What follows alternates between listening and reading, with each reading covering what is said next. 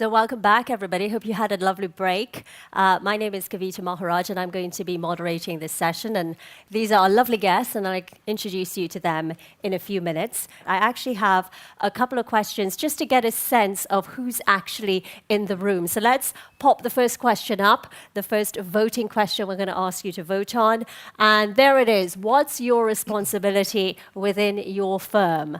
Are you in correspondent banking, operations and processing, compliance, risk management, business development strategy, or another function? Please start voting now.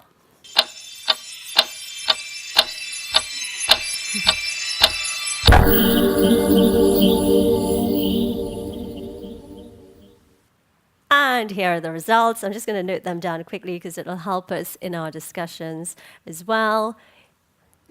25% and 22%. So nice mixed group.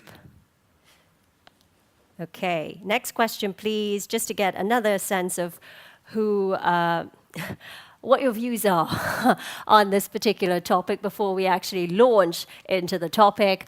How much do you agree with this statement? My firm is fighting terrorism financing effectively. Strongly agree, agree, I'm unsure, I disagree, I strongly disagree. Start voting now, please.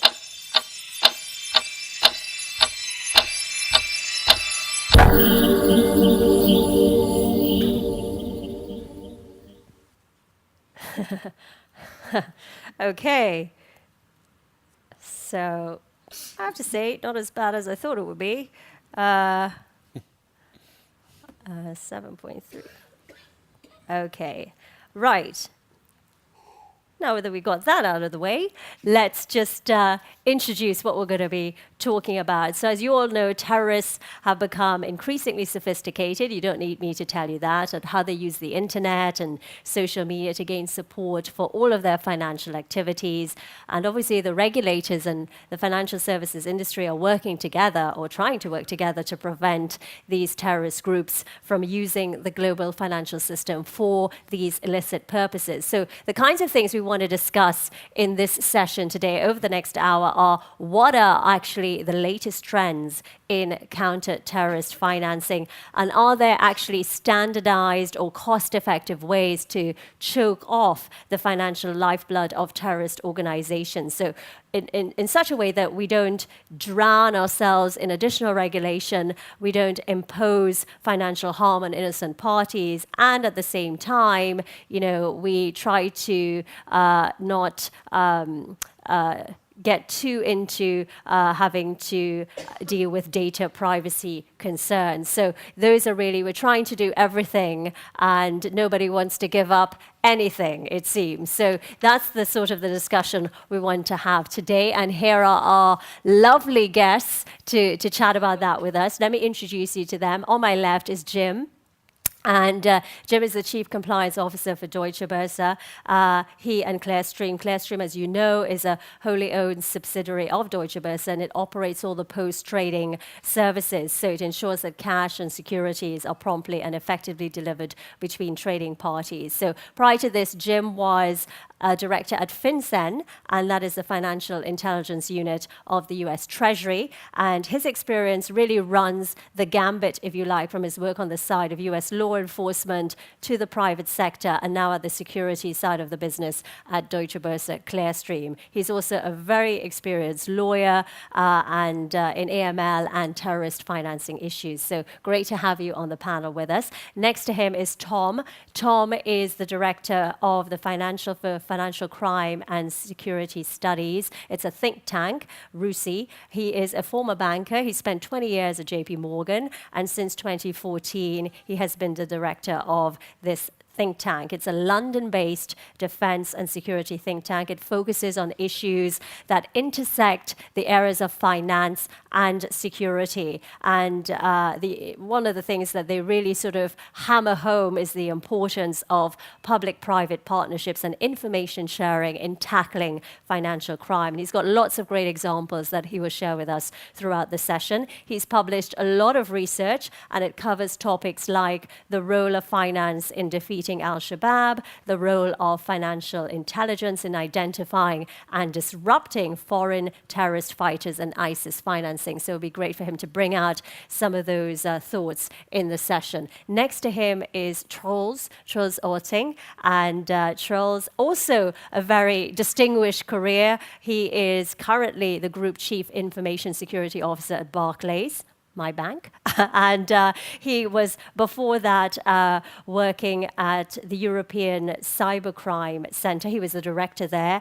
And before that, he was head of operations for the Danish Intelligence Service. So think of that as the equivalent to the UK MI5 and MI6. So very smart guy. And when you have a smart guy, it's always good to have a smart woman as well. And here we are. Karen is with us. Last but certainly not least, Karen Water. She is the head of Economic Sanctions Unit at Allianz. She's a capital markets lawyer. She's worked in the US and Europe for lots of leading law firms, also at in-house for places like Siemens and Hapag-Lloyd. She's based in Munich, and she really advises Allianz at the moment on all of their compliance issues. So nice to have you all with us. Just give them a warm round of applause as well. And nice to have all of you. And as I say, please send in. All your devices are now in text mode. These. And please send in your comments, because it's really interesting to hear from you, because, we're really here for you guys. So it's nice to hear your thoughts. So let's kick off, first of all. I think before we actually get into the subject matter, let's talk about what kind of mindset we are approaching this subject matter with, because I think, as you mentioned earlier this morning, Jim, that's very important. What was the mindset before when people talked about terrorist financing, and what is the mindset we need to have now in order to address this problem effectively? Thanks, Kavita. I'd love to take that up, because today we're here to talk about recent trends, right? But in order to talk about what's changing, we need to get a perspective of where we're coming from. And if we bring you anything today, maybe that second question about your level of comfort, you'll rethink a little bit. Maybe we can ask it again at the end. Sure. But the fundamental mindset change with respect to terrorist financing was after the 9/11 attacks, and I'll mention two aspects of it. One, very fundamental change in the law, the notion that you criminalized not just the terrorist act itself, but the very act of this preparatory support, particularly financing. Why is that so important? Because literally you had cases where you couldn't put a person in jail, you couldn't arrest them, you couldn't bring them through a court because you found them before they killed people. That's something we needed to change. The other aspect is, again, this fundamental notion of how critical the financing is. And the early focus there was particularly on groups. We talked about state sponsors of terrorism, right? Libya in the past, Lockerbie bombing, various times with respect to Iran, some concerns that are still lingering in terms of the changing of sanctions, and aspects of donors, both individual wealthy donors supporting radical causes, or charities, including where there are corporate governance programs, right? Money being diverted. So those are a lot of large-scale funding sources that could support big group enterprises that had a real dependency on the financial structure. But in many of those cases, legitimate wealth then being diverted for bad causes and not waiting until that evil act occurred. That's really where we started from. Now, today, and I think a lot of what we'll talk more about is continuing that mindset, not letting us fail on that, but how do we do with some of these smaller groups, the more nimble aspects, and what type of information sources, the tracking, the triggers, the follow-up, the proactive, the reactive. So that's what I think is some of the benefit of our discussion today. So, Tom? So you mentioned a research paper that I did, which I researched at the end of 2013 and published in early 2014 on the financing of foreign terrorist fighters. And when I was interviewing banks and others for that paper, it was quite striking that as far as the finance industry was concerned, everyone subscribed to the fact that Al-Qaeda had been strategically defeated. That was a narrative that was coming out of the US in particular at that time. And no one had started to think, well, hang on a minute, there is a conflict going on in Syria. There are people traveling from Europe to go and join that fight. How might they be funding themselves? Should we be monitoring accounts for particular activity that would identify those that are traveling in support of that fight? And so that, for me, that was a critical moment when actually people realized what we set out to do after 9/11, quite rightly after 9/11, as it relates to terrorist financing, has changed dramatically. We face an expanded threat, a different threat, and we need to think differently. And frankly, the finance industry was very late to that understanding. Charles? I think that what we've heard is completely right. We have the opportunity to look at financing of real groups, ISIS, and bigger groups, which is more political area. And then you see that you have established group that will do terrorism, and then you have the foreign fighters, and then you have the lone wolves. I understand from Europol that it can now take down to 2 weeks to actually radicalize a guy. Wow. And if that's true, or that's the rule of thumb, then it's very difficult then to intercept anything on the financial track, because that will be done either in cash or whatever. And I think that mindset needs us to think in a more creative way. And that calls again for a much better cooperation between financial institution and intelligence services, which we don't really have, right? Because it's secret, and we don't tend to be able to get across what is it that you want us to look for, because we cannot guess. Karen? I think that we have to stay one step ahead, that we have to try to use better the information that we have throughout and across industries, and that we need to find better ways to share information, at the same time dealing with the other types of regulations that are out there. And I think that's the biggest problem. Sure. I just want to remind you of the result of that last vote. The question was, how much do you agree with the statement, my firm is fighting terrorism finance effectively? And 24.5% of you said you strongly agreed with that statement. 40% of you agreed. 26.4% said you were unsure. 7.3% disagreed. And 1.8% strongly disagreed. So more and more, most people think they're doing pretty well. So my question now to you, all of you, is from where you sit, securities, obviously Tom at the think tank will have a broader sense of examples he can give. Trolls, you sit at Barclays and with banking products, and obviously Karen with insurance products at Allianz. How are terrorists looking to use your particular products, and give us some examples, to finance attacks? What are some of the things you've been seeing? Well, let me first come to your point in terms of we're doing pretty well. I wouldn't say that is the popular view of what governments are doing in terms of fighting terrorism. If anything, we've seen that terrorist attacks are popping up everywhere, and particularly I sit in Frankfurt now, some of the attacks in Germany, the attacks in Budapest over the weekend, certainly the big-scale attacks in Paris and Brussels were, for many, a wake-up call. The 9/11, the U.S., the mindset there seemed away. Attacks in Bali and Indonesia, that seems far away. What parts of the Middle East have lived through seem far away. But it's not far away. And every single one of those attacks had some funding element to it. And maybe stepping back on that, why do we keep coming back to that? Because any of us who's involved in multiple side trolls can talk about this. There's many different sources of intelligence out there. The network, things that trolling the internet, the phone taps, et cetera. But why is that financial component so critical for us, both in a proactive and a reactive side? Fundamentally, you don't send people money if you don't know them, right? Just doesn't happen. Or your bank would be out of business if you happen to send accounts out there. Compare that to a tip you get from somebody who yourself is a suspect that's in jail. What's the level of reliability of that, or what you might get from a phone? This is real evidence. It's also coming back to my first point about putting people in jail. That's evidence you can bring before a court. You can hold someone accountable because you've got a solid string, and that ties back to aspects of the KYC, the customer investigation. When you got a tip, I sent this money to Kavita. Very, very clear example of that.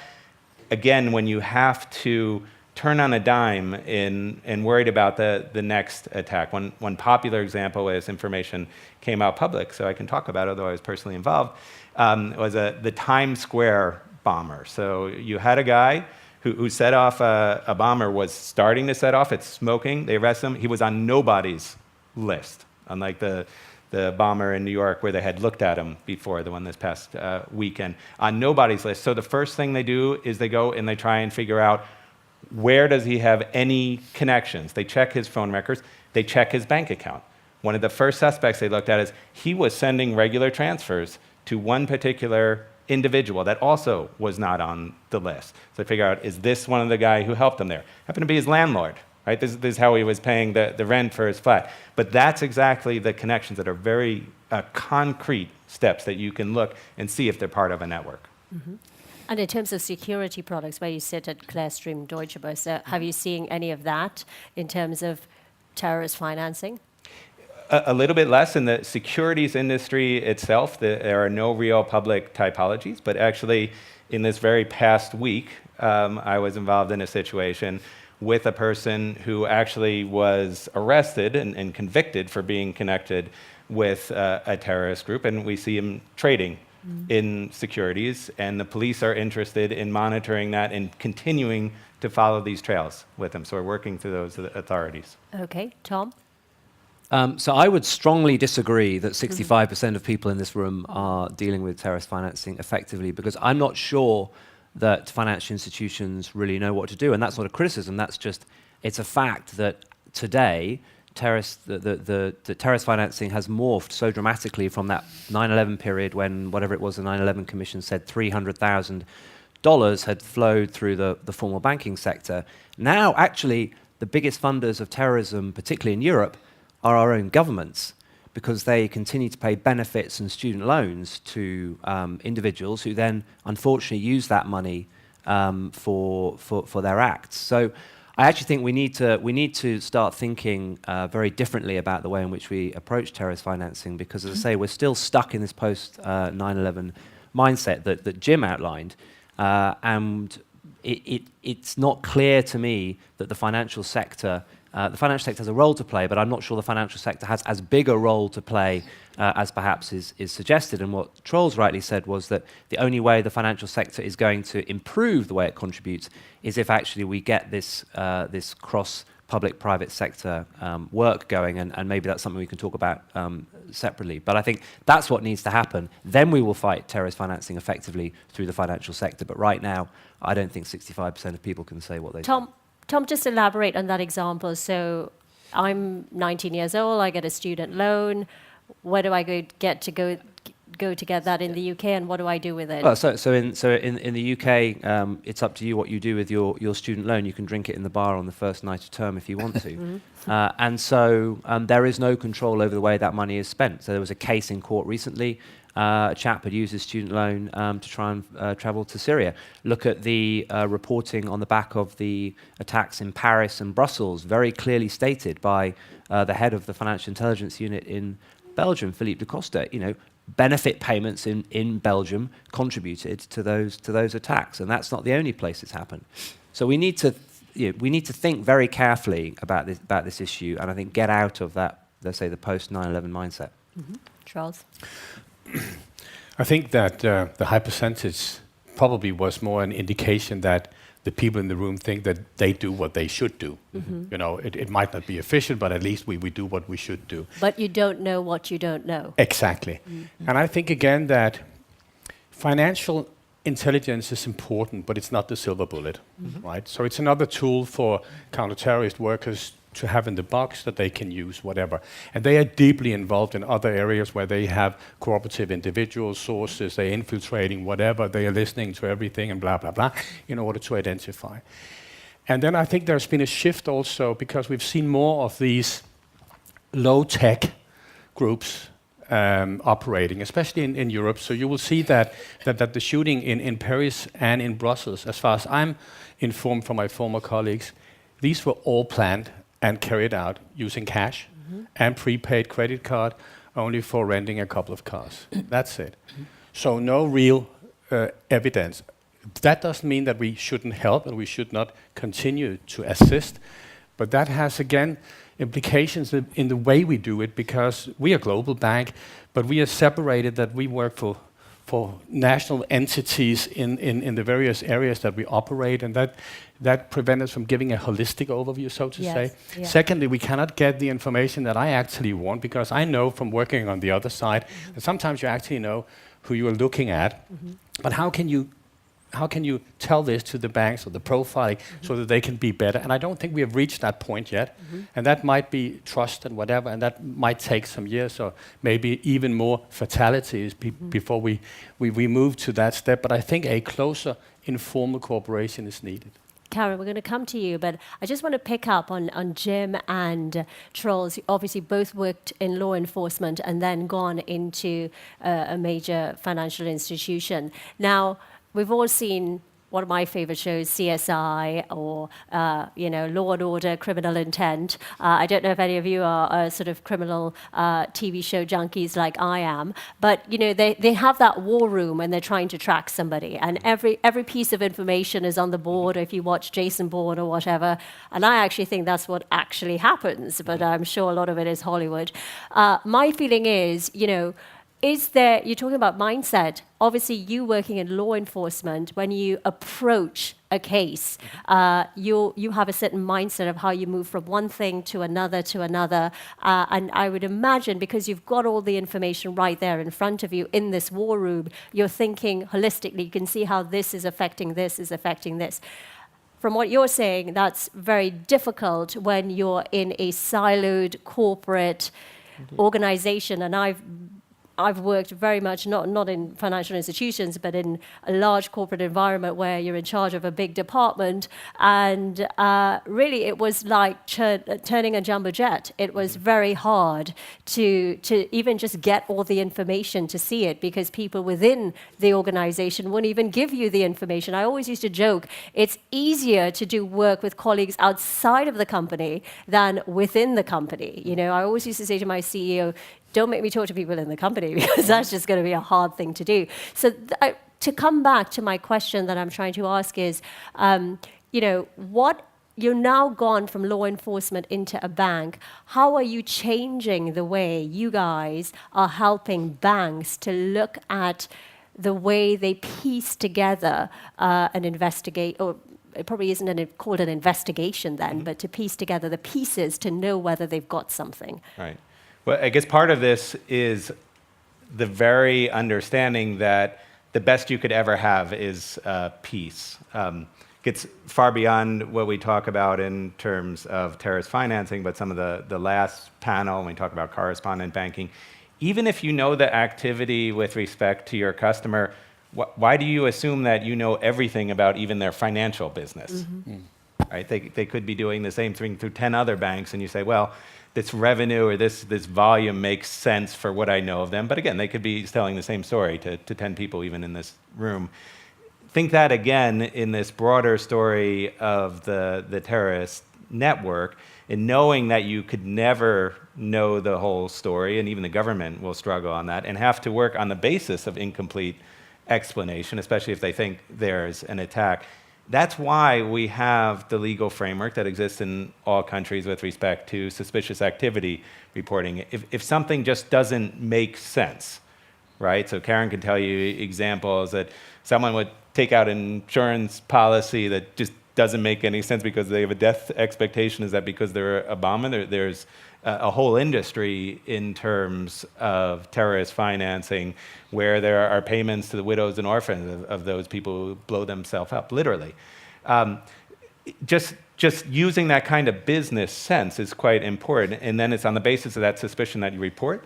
I'll use the example sitting here in Switzerland, because Switzerland is an outlier in that global system, although they have made some steps in that regard, have been publicly criticized, because the definition under Swiss law in terms of meeting suspicion in order to report to the authorities and take it over would be like a case file, something that I'm ready to arrest and prosecute someone. That's actually not the expectation, and the reason why is exactly as I explained. Charles? I think we we do our best, based again on what James said. It's about looking and having this feeling, is this right or isn't it really right? But you also need to take into account how many transactions we as a bank actually do every day. And that's enormous. And if you, out of all these transactions, should zoom in on a number. And I think what our team does is they look at abnormalities based on either what they know, what they have heard, what they've been instructed to do, and then they try to flag it.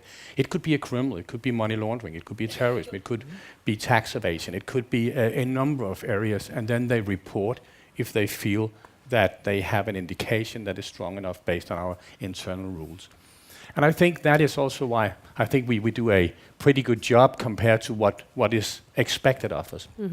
Is that then good enough? And here I think that we can improve, again, cooperation, because on the other side, I think we have, on the other side, amongst our colleagues in the intelligence world and law enforcement, probably have a clearer picture of what is the latest trend. And that needs, in one way or another, to be in a safe and trusted way to be channeled so that we can improve our work. Because I think every bank wants actually to help fighting terrorism, regardless where the bank is located. I'm going to come back a little bit later. Let's get to Karen first. How are people using insurance products to finance terrorism? This is a piece that I think a lot of people forget, is that, money that comes from insurance company is, considered to be clean. No? So if someone gets a payment from an insurance company, generally speaking, no one is suspicious about it.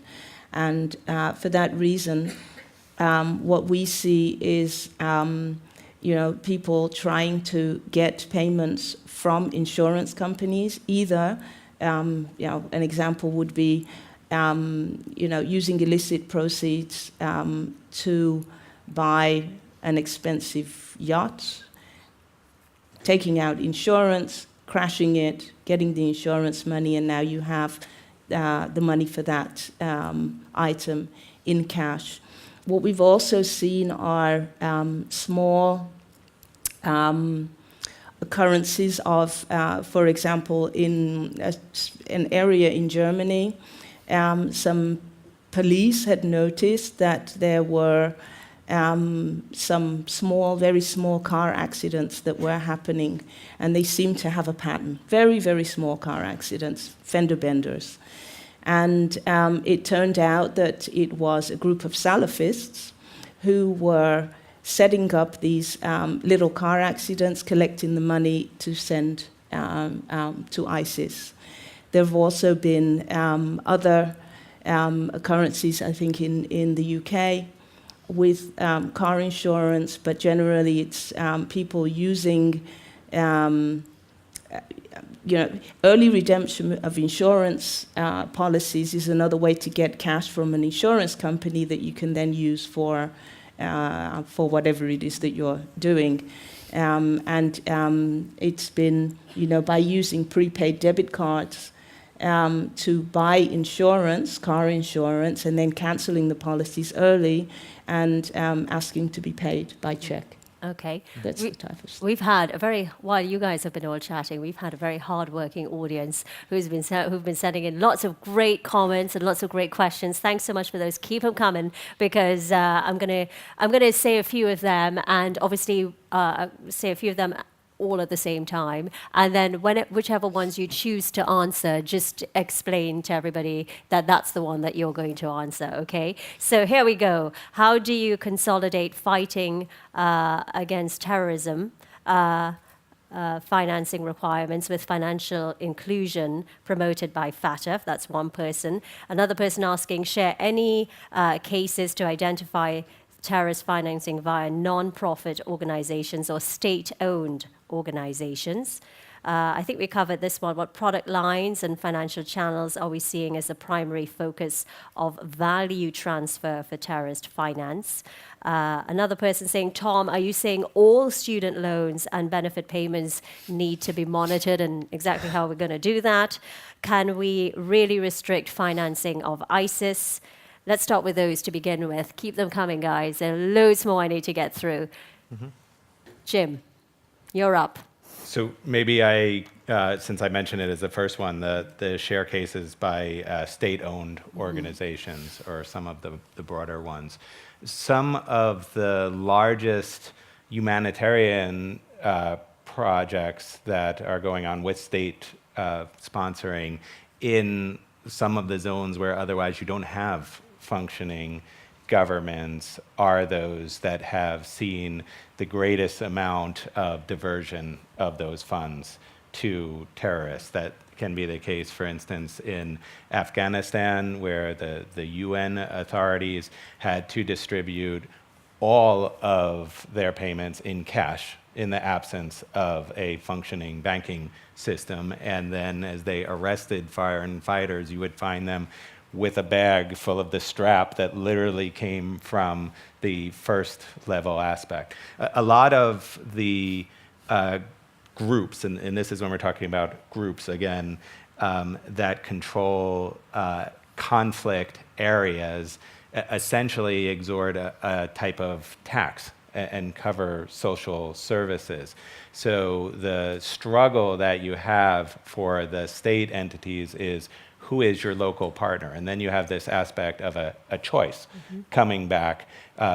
Do I take that risk, or do I say that I will step out looking at the humanitarian disaster there? That has led to a lot of public discussion, again, as what I mentioned before, in terms of corporate governance controls, tracking things down. But a lot of charities as well, charities, because you have a volunteer type structure, they don't have the same type of controls. They don't have audited financial statements. So even if you are donating to your group that is providing humanitarian relief with respect to refugees, one of the most basic things to ask is, how much percentage of those funds actually ever makes it to the refugees, and is it more than half of it that goes into flying the organizer around the world to nice conferences asking for funds? That whole aspect of understanding is really fundamental, again, and does relate to this terrorist financing issue. Tom? So I'll take the one that was directed at me. So I'm not suggesting that Big Brother should stand over you as you spend your student loan or your benefit, but there are plenty of cases, and as I say, the Belgian authorities have been quite honest about this. There are plenty of cases where unjoined up government means that individuals who are currently sitting in Raqqa are still having benefits paid into their bank accounts back at home. That clearly shows a lack of communication just within government itself. There have been, as mentioned previously, a couple of recent cases in court, convictions in court in the UK, where individuals who were of concern were spending their student loans on travelling to Syria. So I think it's a matter of better communication. A lot of people talk about more information sharing. I'm not necessarily sure that it's about more information sharing. In fact, if you look at the UK Financial Intelligence Unit, they don't want more suspicious activity reports. They can't deal with the 381,000 they get a year. What they want, and what everybody wants, is better information. It's information that is actually of value, as opposed to simply compliance for compliance sake. And so in the UK now, just to maybe touch on it briefly, we have this thing called the Joint Money Laundering Intelligence Task Force, which many of you are probably bored of hearing about because the UK talks about it so much. But I sit on the terrorist finance experts group of GIMLIT, and there you actually see people talking, building confidence between public-private sector, and talking about themes and trends. So if you can educate the private sector on, okay, what are the themes and the trends we're seeing? I don't necessarily want the name Tom Keating as a subject of interest for MI5. You don't need to go that far. But just tell me, what are you seeing that I need to be thinking about when I'm doing my transaction monitoring? That's at least the first step in the right direction. So somebody actually asked about GIMLIT, and I know you sit, is it on the board? Yeah, I sit on the terrorist finance. And they were asking that one in the UK, GIMLIT. Do you feel that is the future?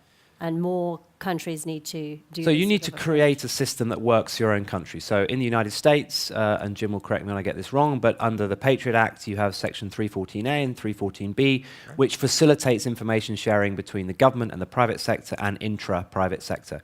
In the UK, we don't have legislation that allows for that. Therefore, the GIMLIT was set up to synthetically create that opportunity for information sharing under Section 7 of the Crime and Courts Act.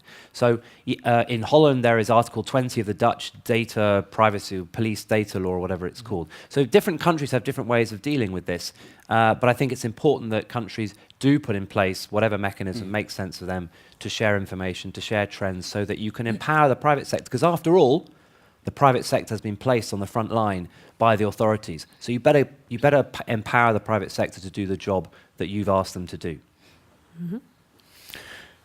I think again, it's about what are we looking for. If it's money laundering, and you have earned 5 million by selling drugs or whatever, you actually want this money to appear legally. So you want to do something with them that can justify that you in the end cash them out, right? So that's one transaction. But if you are a lone wolf or a small group that wants to do something bad in a country, and you might prepare that, you will probably then go to an internet cafe to make some reconnaissance where you can kill people. You might even make a reconnaissance, so you look and see which day is the best day, and then you will choose this. Should that be a bomb that you will make out of a fertilizer, or should that be a car, or would you shoot somebody? And then you will act. And most of these operations is not requiring huge amount of money, actually. It's rather limited. So I think that if we want to use the financial institution, it's more that if you have things that are orchestrated from abroad and imposed on a country, there might be.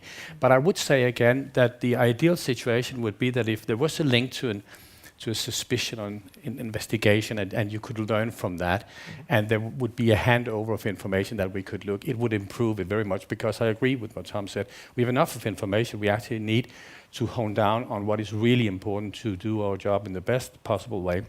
And I would guess in the European theater, we'll see more operations and more terrorist activities in the next couple of years. So we actually need to collect all good ideas in order to see if we can prevent that from happening. And I think we have to hone down not only on the right information, but looking at those small amounts, we have to know when that fraud is sometimes more than just fraud. For example, in the insurance area, with these car insurance, so there was a fellow who took out an insurance policy at a discount, cancelled it, wanted to be paid in cash. Next week, he goes online, he takes out another insurance policy with every add-on that you could imagine, didn't want to get the discount, and then he wanted to cancel it again. This is only a number of thousands of pounds in this case, because it's a case coming from the UK. But we need to look at fraud as more than just fraud, that this can be an indication that there's terrorism financing, and that was the suspicion in that case. Can I come back to the financial inclusion point? Because I think some of us were in this room yesterday afternoon, and the whole issue of re-risking was discussed. So I don't want to revisit that, but there is no doubt that the focus on terrorist financing, to some extent money laundering, but I would argue terrorist financing, has led to a significant dent in the objective of financial inclusion. So if you look at the closure of money service businesses, we all know the story, bits of the world that have effectively become financially ungoverned spaces. So what's the result?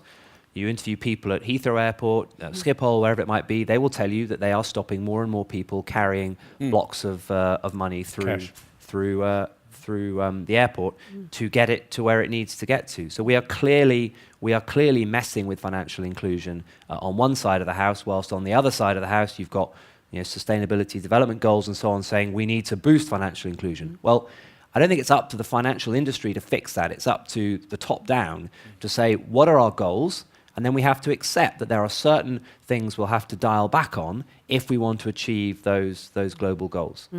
I think you made that too easy, though, to say that it's not up to the financial industry in that regard. I've been part of the financial inclusion debate for a long time, but two of the very basic aspects that have seen a lot of positive steps are better identification, in particular unique identifiers, right? When we talk here in the broader SWIFT context, legal entity identifiers, everything that is the basis of straight-through processing, trade reporting, et cetera. That's critical in the wholesale space. The challenge that so many of us have when we talk about terrorist financing, we talk about individuals, false positives. So anything that goes in the notion of a positive identification, the fact that someone can regularly send hard-earned money back to their family in their home country, whether that's Mexico, China, Philippines, actually shows that they're a good credit risk.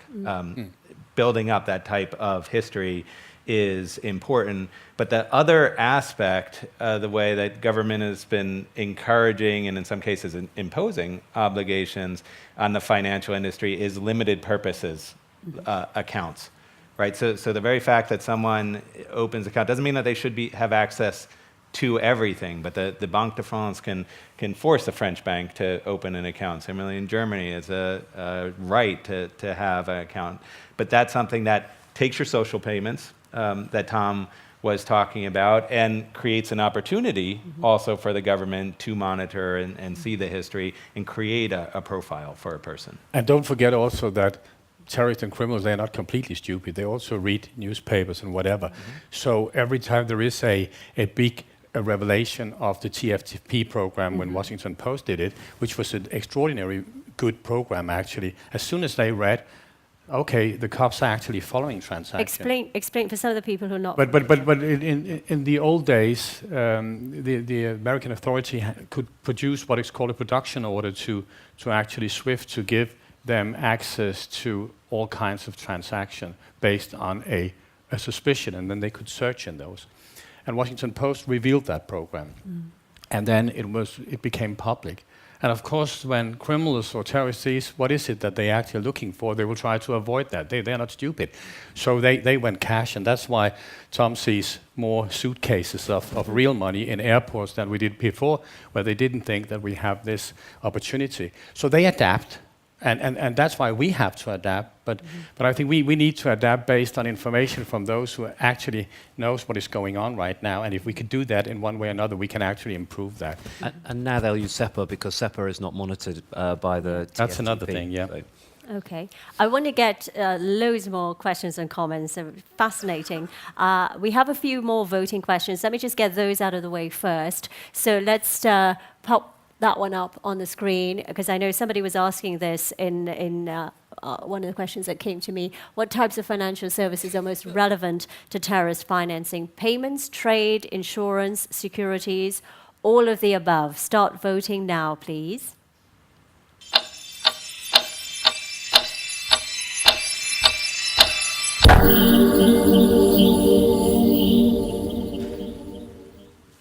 Okay. Wow, so we kind of expected that. Did we? What do you guys think? Yeah? Yes. Okay, let's... Any way you can intermediate value is a risk. Yeah. Here. Okay, so some of the... actually, let's get the others out of the way as well. Let's pop the other two questions up. How much do you agree with the following statement? Sanctions are effective foreign policy tools. Start voting now, please.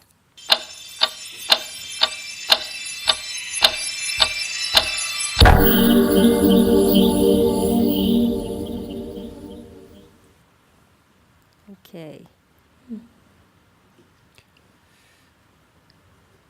Can we talk about the DPRK? And last one. How much do you agree with the following statement? Sanctions are effective in fighting terrorism. Start voting.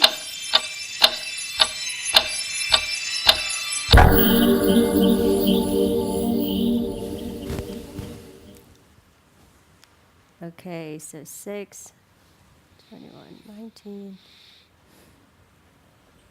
Okay, so thoughts so far on the results we've seen? Okay, well, I agree with the audience this time. I think sanctions are, frankly, not particularly effective in fighting terrorism. Or put it another way around, I don't think perhaps we don't use them enough.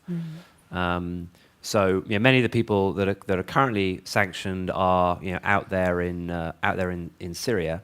There are plenty of people who are inviting support for ISIS, which is is a prosecutable offence in the UK, but in the UK. So we've recently had a guy, some of you probably followed the story of Anjem Choudhury, who has been found guilty of inviting support for ISIS. He's been sent to jail for 5.5 years. He has taken £500,000 in benefits, my favourite topic at the moment, off the government over the last 20 years. But yet he thus far hasn't appeared on a sanctions list, despite the fact that he qualifies to be sanctioned. So I don't think we use as effective use of sanctions as we could do. On this last question, I think could be a different answer. It certainly is for me if we distinguish what I said as the historical aspect and then some of the challenges that we're facing in terms of the recent trends, because I would say to the contrary that for the historical aspects, like a state sponsor, Libya, and this is the old Libyan regime, came and paid the Lockerbie victims because they were locked out of the oil markets, and they did a very clear back-of-the-envelope calculation that paying that off, however we think that's reprehensible or not, and changing their conduct was worth it to get back into the global financial markets. The past couple days, we've seen the FARC in Colombia, which is the longest standing act of narco-terrorism around the world, and a big part of the aspect of them coming to the table, will be told to you, is the effective sanctions regime there. And that's a view of the Colombian people, including the will of the Colombian people to lose blood in fighting that war and not compromise. With respect to charities, state sponsors, some of the aspects that are answering the question before in terms of diversion of resources, Yes. It's exactly because of the risks of being listed that's worked.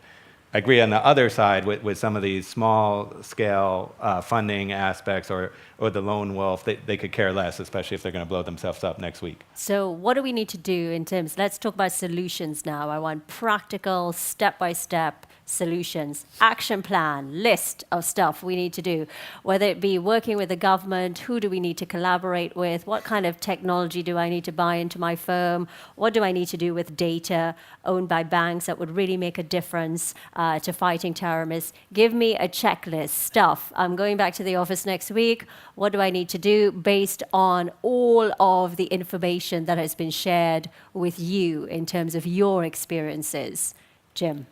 The number one thing in terms of this back and forth aspect of the public-private partnership is an ability to centrally see where I have points of connections. So there's an aspect under consideration in the EU Fourth Money Laundering Directive that after the Paris and Brussels attacks about having better centralized databases of where people know accounts. Those things exist. It's actually a legal obligation of the EU vis-a-vis the US from the 2008 treaty that they don't fully qualify, but Banque de France has a central list, the German Bankers Association, the tax authority in Spain. But the ability, when you need a connection, to go find, or when you have a target, when you say, I'm worried about this person, to find where I can have connections, then I can go into the dialogue with the banks, is a lot better of putting out a name and asking everyone to do an independent search. That allows us to have this targeted back and forth. And it's very important to understand the difference, because what a government can do in terms of that targeting, making that first level connection or connecting some of these dots, is very different from the evaluation or understanding, does that make sense for the customer? And that's where that dialogue and that further research and understanding can be critical. Mm-hmm. Tom. So I'd agree with all of that. I think one thing, so we are our own worst enemy. Money flows across borders. This whole conference is about money flowing around the world at a touch of the button, et cetera, et cetera. The problem is that the information that we need to determine whether that money should be flowing or not does not flow around the world at the touch of a button. So from a private sector perspective, what are the boundaries to information sharing within your organization? And rather than just sitting there and going, this is frustrating, you should be taking that information and engaging with your financial intelligence unit or whichever relevant government agency and saying, look, this is the challenge that we face. Help us fix this. I mean, that's ultimately how things developed in the UK. The challenge was taken by the private sector to the public sector. We need, if you want us to help you, this is what you need to do. So engaging with the public sector with real examples of where you've got these information blockages is something that needs to happen. Otherwise, the money will continue to flow, and the information that can undermine that money flow won't. Mm-hmm. I'll just repeat what I've said earlier. I think that that banks have huge loads of transactions, and it's always a balance between security and privacy. Mm-hmm. And I think that is also an important area to look at, especially in these post-Snowden days, that we need to get it right. It's not, to create a system where there's full insight in everything a bank does and whatever. I don't think that's the way forward. But again, it's the ability to be better to learn from experiences, because what we are trying to do is actually to help prevent terrorism. Mm-hmm. When it has happened, we will just get a subpoena. We'll produce every information about everybody, and the police will get it, and they will have their case they will build. But do they have anything that we, in an informative and informal way, could actually get, so we could qualify our work a bit more to be better focused on what it is, instead of just randomly look through transaction and then say, should we take this or this or this out, and look at that. Mm-hmm. And I think that is needed. And then on the other side, because I'm a big fan of public-private partnership, not just in terrorist finance, but also in cybercrime, other areas. I think that's the only productive way ahead, and that's very much a community task. But I think we still lack the ability to exchange information in a secure way that will not hamper me or the other side.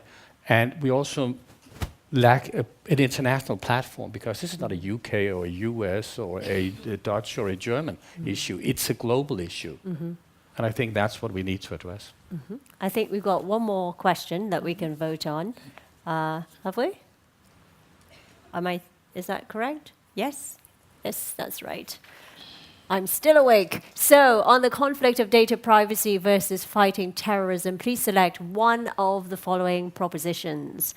Data privacy is a fundamental liberty that needs to be safeguarded. Nothing can be shared without my consent. Or you can choose 2. Financial institutions should be able to share information under a specific framework when there is a genuine suspicion. Or number 3, safety first, everybody. The authorities should be able to access all the information they need to protect citizens. Start voting now, please.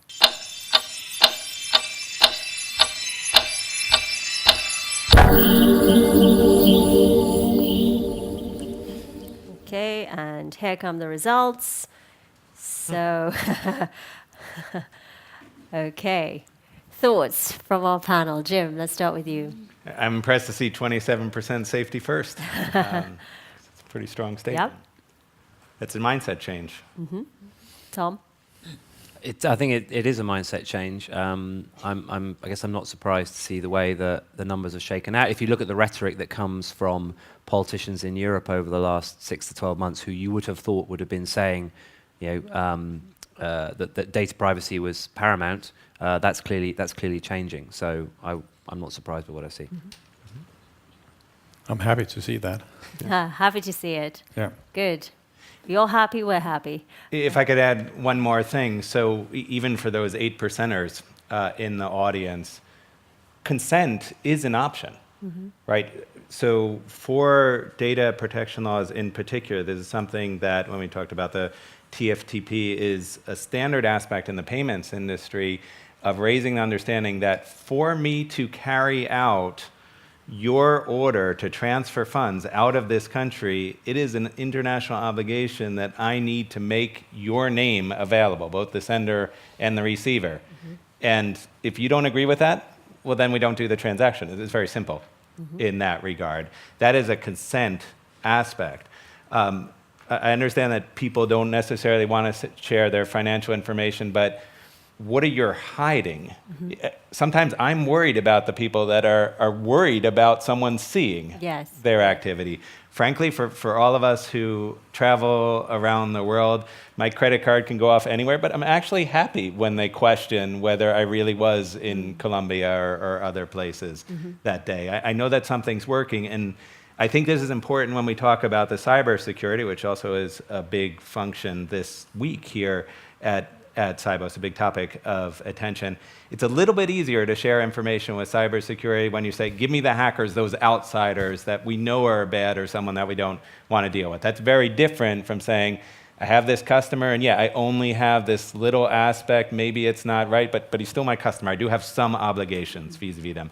That's an aspect of a talk that needs to continue. But again, I've had more experience going out with the banks, especially being a financial intermediary at the wholesale, and they say, oh, I need to turn around to my customer will never do it. And I say, well, why don't you ask them? And actually, a lot of the customers are not as afraid because of a lot of these customers fall in level 2 and 3 and say, I'd rather the government using, and I don't have anything to hide. That's got to change in the industry. Well, unfortunately, I mean, we've got so many questions and comments coming through, but unfortunately, we've got to leave it there. But what I would say is, if we haven't got to your questions and comments, these are very friendly guys and a lovely lady, and come up and meet them and talk to them. They've got lots of business cards on them, so I'm sure they'll be happy to engage with you, because that's really the name of the game that we've been saying. People need to engage more, communicate more, know each other more, and then we'll be able to find and discuss better solutions. I just want to get to, even though we don't have time to discuss them, I think it's interesting for you guys to know what everybody else in the room is thinking. So I will just pick up on some of the things that have been asked. You know, can you summarize how public and private sectors can help each other? Should governments collaborate and support each other to establish financial inclusion? Let's question the effectiveness of investments by the financial private sector on terrorist financing. Would intelligence units better use it? Would the removal of paper money substantially help in fighting terrorism? How can we effectively monitor bank accounts set up for charity donations for beneficiaries in third world countries? Is anything being found proactively, or all of our learnings are based on hindsight after the act has occurred? How many of the modern terrorists were in fact listed? Which are the data owned by the banks that would really make a difference for intelligence units to fight against terrorism? And finally, are we spending too much time second-guessing the criminals? Do we have evidence that the efforts banks are putting in place is actually, in fact, helping? I mean, I could go on, because you guys, wow, you are hard workers. Thanks so much for sending in all of that stuff. It's been great to have you. Let me just remind you of a couple of things. First of all, don't forget our party, the compliance cocktail reception. You get invitations as you walk out the door. And of course, let's remind you as well that that's at 5:30 at Villa Saracen. I believe it's about 3 or 4 minutes walk from here. And I understand there are signs posted throughout the convention. Just look at the signs and it will show you where is the way to Villa Saracen. You can rate our conference sessions and speakers. Just log on to the app or sibos.com, and it's been a pleasure. Go and enjoy the rest of your time here today at day 2 at Sibos. We'll be back here at 3:30 this afternoon. So hope you all come back and see us at 3:30 for our next big session discussion. Thanks so much, everybody. Take care.